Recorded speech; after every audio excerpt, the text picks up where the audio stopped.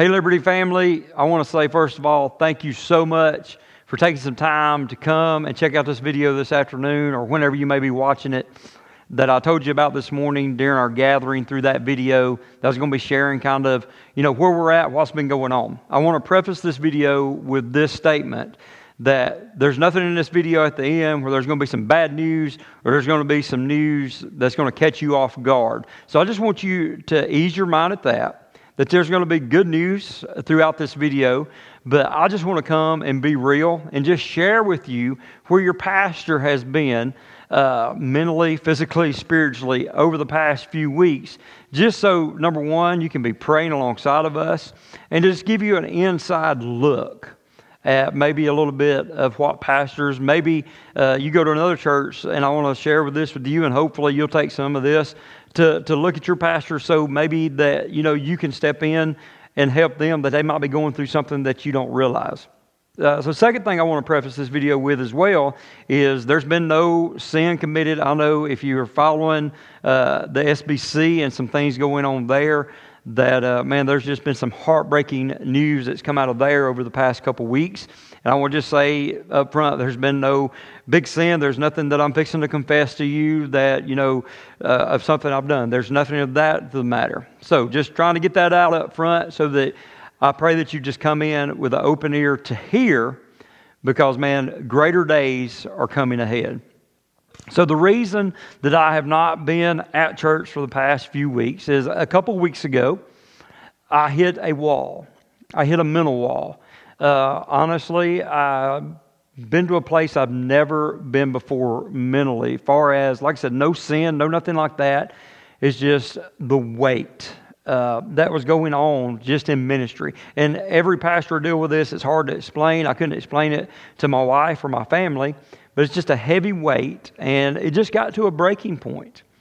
And just to be transparent and honest, right when it hit, I didn't want to get out of bed. And if you know anything about, when you actually reach a point, and not saying it just happens to pastors, because it happens to other people as well, but when you reach a point that you just, get burned out, that depression and burnout go hand in hand.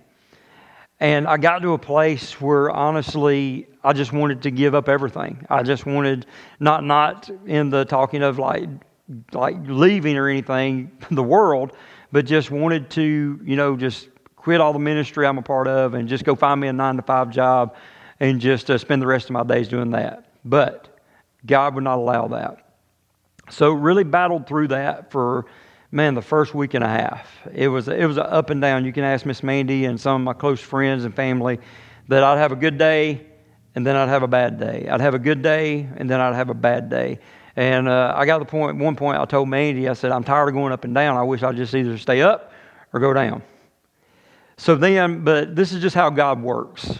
God knew beforehand on where I would be in that last couple weeks. I'd already signed up for a small pastor's roundtable over close to Augusta on the Thursday of the second week that I was battling through this. And I'd done forgot about it till Tuesday. I got an email from the guy and said, hey, just want to know what you want for lunch that day. And I said, oh man. I told Mandy, I said, I'm going to go to that. So got up early that Thursday morning, drove right there to Augusta. I had a buddy of mine come up and meet with me from South Georgia, a pastor friend. There's just about right around 40 pastors there. But God knew exactly what I needed. I wish that teaching would have been videoed. My friend Clayton King had come down to speak, and it's like that message was made for where I was at. He was talking about Elijah after the victory of Mount Carmel. And we know that, God has been blessing. We've been seeing victories on our salvation wall over there of people giving their life to Jesus. And one thing that Clayton said during that is sometimes great victories will drain you just as much as defeat. Because we know the story. You can go read it in Kings, that right after this great victory on Mount Carmel, he just got threatened by Jezebel. And he went into a time of depression. He went into a time where he was asking God just to take him on out, that he didn't want to deal with it. Moses got to this point as well. We see all types of it in Scripture. We read it just a couple weeks ago in our reading plan in Numbers chapter 11, where it said this. Moses said, I can't carry all these people by myself. They are too much for me. If you're going to treat me like this, please kill me now if I have found favor with you, and don't let me see my misery anymore. And then the Lord answered Moses, bring me 70 men from Israel, known to you as elders and officials of the people. And man, getting some people to help. I want to say that when I was at that conference, I was reminded of Moses. I mean, Clayton went through many men in Scripture that, went through depression, that went through these moments of wanting to give up. But then we see God still take them from that spot and do greater things with them in the future as well. So I know greater days are ahead. So in that, when I was there, Clayton, just like I said, not to me personally, just to all the pastors there, he recommended a few books, but one was this book here, and I want to recommend it to you as well. If you're a preacher or pastor in ministry, I highly recommend this book. If you're a layperson, I want to recommend this book so you can get a little insight of what maybe your pastor's going through, or what they could go through, or what they've been through. And it's called Leading on Empty by Wayne Cordero. And I'm not a heavy reader. A lot of you know that. I'm not. I want to be a better reader. I got this book. I ordered it right when Clayton was talking about it. I ordered it. It was at my house the next day, and I read this book in 2 days. And guys, I want to tell you, there were still some up and down days, but there were some disciplines and things in this book that it taught me and reminded me. They gave me my breakthrough on that next Sunday morning as I was in my quiet time. And since then, man, I have made a decision that every day is going to be a good day. And I'm about a week in now of having a good week in a row. And like I said, I wasn't here this Sunday, man, and this is where this comes in. I just want to tell you how appreciative you should be of our leadership, our deacons, our staff here at the church. I'm so glad that we have a church where your pastor can be real. I sent them a message on that Tuesday when all this started, that Tuesday afternoon, just letting our staff know mentally where I was at. Just letting them know, hey guys, I'm broke, I'm burned out, I'm just mentally, I'm not going to be preaching this next Sunday. I done lined up because I just knew there's no way I could prepare and come stand in this pulpit and be able to, faithfully serve you and feed you as a pastor should. I didn't send that message. It wasn't 2 minutes later, the chairman of our deacons called me and just kind of told me, hey, you're taking the next couple weeks off, next few weeks off. We want you healthy. We want you, good. And I'm so grateful for that because I want to be able to serve you. Kerry Newhoff, a pastor well known in the States or in Canada, made this statement just this week on his Twitter account where he said this: if leaders don't take a break, they will eventually end up breaking. And man, is that statement not true? I have prided myself on, hey, I'm here almost every Sunday. I've prided myself on one of my statements, my wife has heard it many times, that when something don't get done, I say I make things happen, I get stuff done. One of the ways I'm built. But in that building, I've got to learn to rest. Another good buddy of mine told me this week, as he was writing a devotion for another ministry that I'm privileged to be a part of, and his devotion was coming off talking about restoration. Restoration begins with rest, mentally, spiritually, and physically. So I'm working on some new disciplines that I've put in my life to help me. I've looked and seen what are some signs that I can look at now to see what got me here, because this just didn't happen on one day. It was just time on weight of a pastor. And like I said, if you'll get this book by Wayne Cordero, I highly recommend it for anybody. It gives insight on a lot of pastor stories on where they've been.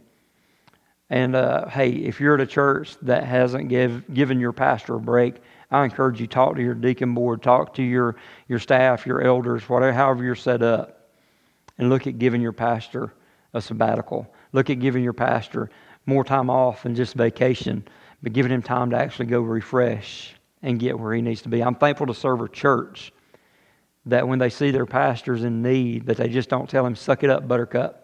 That they just don't say, hey, it's your job to be here every single Sunday and shepherd. We've seen that in the story with Moses. Moses was to that point, he was burned out. And what did God do? God saying, bring some of the people alongside of you to do the work, to help, to build up. That's why it's so important that we're building leaders. I'm so thankful that we've got other preachers, that we've got a staff that stepped in and planning stuff and that's been helping lead. Because this is what I know. My voice is not the only voice that you need to hear. I love you, and I want to lead you, and I can't wait for the days ahead. There are so great days coming for Liberty and what God's going to do here and things and touching people with the gospel. So I just want to tell you this, and I sent this video out because I just wanted to be real with you. Man, pastors are just people. We've got a call on our life to love people just like you do. We got a call on our life to share the gospel just like you do. But we're just people. We have faults and failures. One of my mentors from afar this week, he come out and put a statement out where he had a temptation that he didn't go as far as he could have. But just it reminded me of some other precautions that I need to put in my life. Because as we've said before, and even he said in the past as well, just one mistake away from stupid.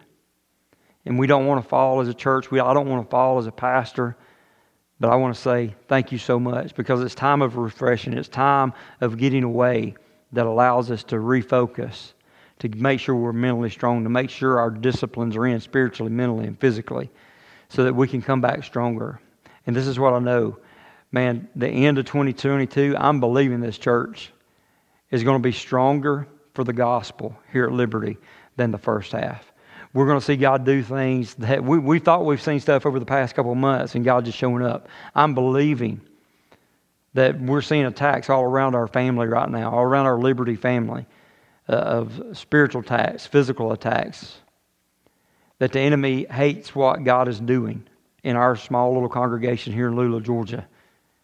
But greater is He that is in us than he that is in the world. So I love you. Hey, I want to be asking you, you're watching this video probably on Sunday afternoon. Next Sunday, I'm going to be back. And I'm pumped. Hey, be ready. I haven't preached in 3 weeks, so be ready. Not saying it's going to be long, just saying, man, I'm ready. I've got it like Jeremiah. Man, it's stirred up inside of me. I kind of got some direction on the sermon already where we're going to be going. So I can't wait to dig in this week and get prepared. So I want to ask you a couple things this week. Be praying for me this week that God would just anoint His Word through me, that I would just get out of the way, that I would humble myself in every area of my study, in my prayer life, in my family life, so that I come in Sunday ready with a fresh word for you, for your family. I want to also encourage you, hey, be inviting somebody. Go out, invite somebody to come with you, an unchurched person, a lost person. Invite them to come and be with us this coming Sunday. I want to also challenge you, hey, this is what's so important, and we're seeing it right now. Man, this is where our no groups are so important. If you get plugged into a group, so that way, man, you know what's going on with people inside that group, so you can pray with each other, do life with each other. So if you're not part of a group, be here at 9 a.m. this coming Sunday. Make plans, get up with your family. We got classes and groups for every single age, and we want you to be plugged in. We want you to be a part. So church, I love you. I'm so thankful to serve a church that loves their pastor well. I'm so thankful to love a church that allows their pastor to be a biblical pastor and not one that has to be run rugged to be everywhere, to be at every event, to be at everywhere. But you allow me to do what I'm called to do, and that is study, preach, teach, and equip you to go and do the work of the gospel. So I love you, church. Hey, be praying this week. I can't wait to see you and go light it up for the King all throughout your day. And I'll see you Sunday.